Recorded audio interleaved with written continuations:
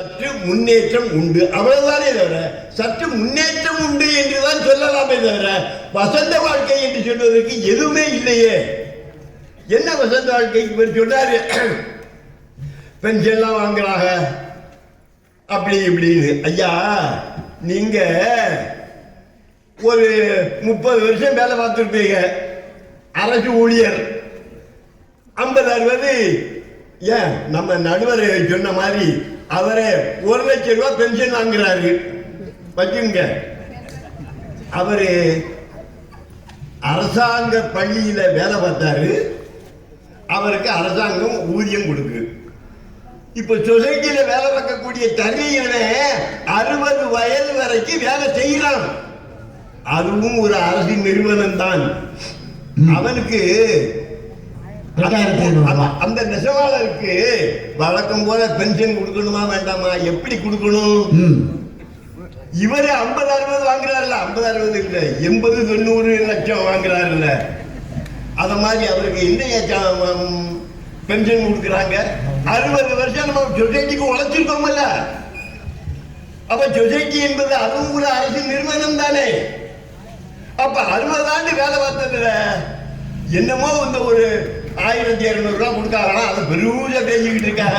ஒரு கொத்தரா சம்பளம் ஒரு நாளைக்கு 1000 ரூபாயா? ஒரு நாள் சம்பளம் தான் நம்ம ஒரு மாதத்துக்கு பென்ஷன் ஆகிட்டு இருக்கோம். எப்படி பென்ஷன் கொடுத்துருக்கணும்? நெசவாளர்களுக்கு எவ்வளவு கொடுத்துருக்கணும்? 60 வருஷம் வேலை வந்திருக்காங்கல்ல, எவ்வளவு இந்த 60 வருஷத்துல எவ்வளவு உற்பத்தி பண்ணி கொடுத்துருக்கலாம்னு கணக்கிட்டு அவனுக்கு அந்த அளவுக்கு அவருக்கு பென்ஷன் கொடுத்துருக்கணும். கொடுக்கல. சரி, இப்போ உதவியெல்லாம் செய்யறாங்க. இந்த அவரு நம்ம மாரசாமி ஐயா சொன்னாரு, நாம தான் அந்த சேலையை உற்பத்தி பண்றோம், சனதா சேலைய நாம கொடுத்துருவோமா அப்படின்னு கேட்கிறாரு. இல்லதை வச்சுக்கிடுவோம். அதுக்காக எதற்காக அந்த சனதா சேலையை உற்பத்தி பண்ணுவதற்கு நமக்கு கொடுக்கிறார்கள்? நெசவாளர்கள் கீழ் நிலையில் இருக்கிறார்கள், அவர்கள் கஞ்சி குடிக்கட்டுமேங்கிறதுக்காக அரசாங்கம் இவருடைய தொழில் வாய்ப்புக்காக கொடுத்தது. அதுவும் இல்லைன்னா இன்னமும் கீழே போயிடுவான். ஆகையினால அவருக்கு நம்ம உதவி செய்வோம் என்று. ஆக அரசாங்கமே நெசவாளர்கள் வறுமையில் வாடுகிறார்கள் என்ற கருத்திலேதான் இந்த உதவியெல்லாம் இந்த பென்ஷன் எல்லாம் கொடுக்கிறார்களே தவிர வசந்த கால வாழ்க்கை வாழ்ந்துச்சுன்னா அதை ஏன் கொடுக்குறாங்க? தீபாவளி பொங்கலுக்கு இலவச வேட்டி சட்டை வேட்டி சேர கொடுக்கிறாங்கன்னு சொன்னா இவர்களுக்கு ஒரு தொழில் வாய்ப்பு கொடுக்க வேண்டும். தொழில் இல்லாம போயிடக்கூடாது. தொழில் இல்லாம போயிட்டா சாப்பாடே இந்த நெட்டடி இருக்குவாங்க, நெட்டடி குழம்பு ஊத்தி தக்காளி பழமும் கத்தரிக்காயும் இல்லைன்னா தக்காளி பழமும் வெண்டைக்காயும் போட்டு 2 வேளைக்கு அதே தான். இப்படி சாப்பிட்டுக்கிட்டு இருக்கக்கூடிய நெசவாளர்களுடைய உணவு இல்லாம, அதுவும் கூட இல்லாம போயிடும். அப்புறம் துவையல் அரைச்சிதான் சாப்பிடணும். ஐயா, உங்க பேச்ச கேட்க வர்ண பகவான் வந்துட்டு இருக்காரு. அதான் குடிச்சுக்குவோம். வர்ண பகவான் உங்க பேச்ச கேட்க வர்றாரு. அவரை கொஞ்சம் நெருங்கி வச்சு சொல்லியிருக்கோம். வர்ண பகவான் சொன்னா கேட்பார். வர்ணம் இல்லையா, அது முதல்ல அவருக்கு நன்றி சொல்லியாச்சு. நம்ம நடுவரையா அவர்கள் கிடைத்தாங்க. இப்போ சொசைட்டின்னு எடுத்துக்கொண்டால் இந்த அளவிலே தான் நம்முடைய வாழ்க்கை நிலை இருக்கிறது. நமக்கு பென்ஷன் அதிகமாக கொடுக்க வேண்டும் அந்த நெசவாளர்களுக்கு. சரி, அடுத்தாற்போல வசந்த காலம்னு சொன்னா இப்போ ஒருவனுக்கு உடம்பு ஜோரியம் இல்லைன்னு வச்சுக்கணும், திடீர்னு ஹார்ட் அட்டாக் வருது. வசந்த கால வாழ்வு வாழ்ந்தக்கூடியவன் தான் உடனே தன்னுடைய சொந்த கார்ல ஏற்றிக்கிட்டு நேரம் மதுரை ஆஸ்பத்திரிக்கு போவாரு. ஹார்ட் அட்டாக்னு சொன்னா நம்மெல்லாம் நெசவாளர்கள் என்னையா செய்வான்? தறி ஓட்டுறவன் என்ன செய்வான்? ஜிஹெச்க்கு தான் போகணும்.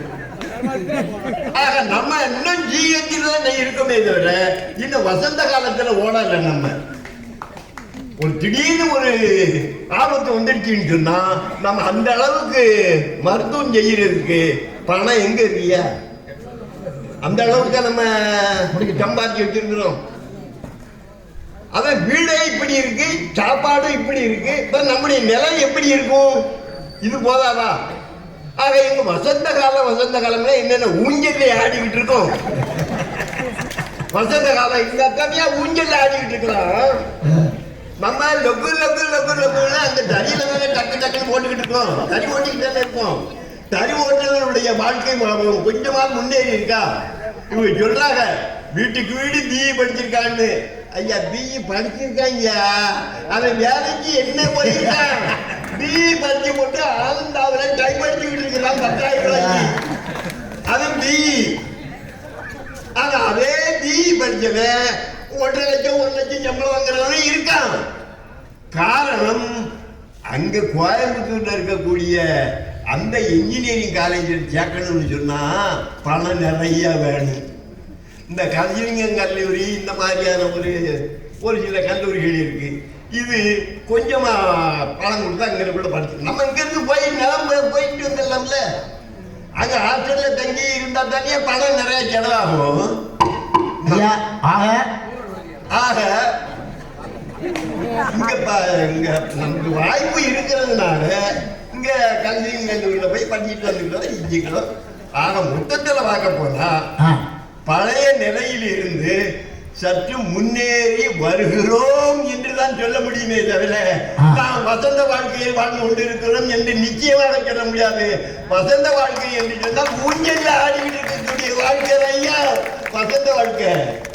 சரியான வீடு இருக்கணும், சரியான உணவு இருக்கணும், சரியான மருத்துவம் இருக்கணும், பிள்ளைகளுக்கு சரியான கல்வி கொடுக்கணும். கல்வி கேட்கணும்னா எவ்வளவு செலவாகுது பாருங்க.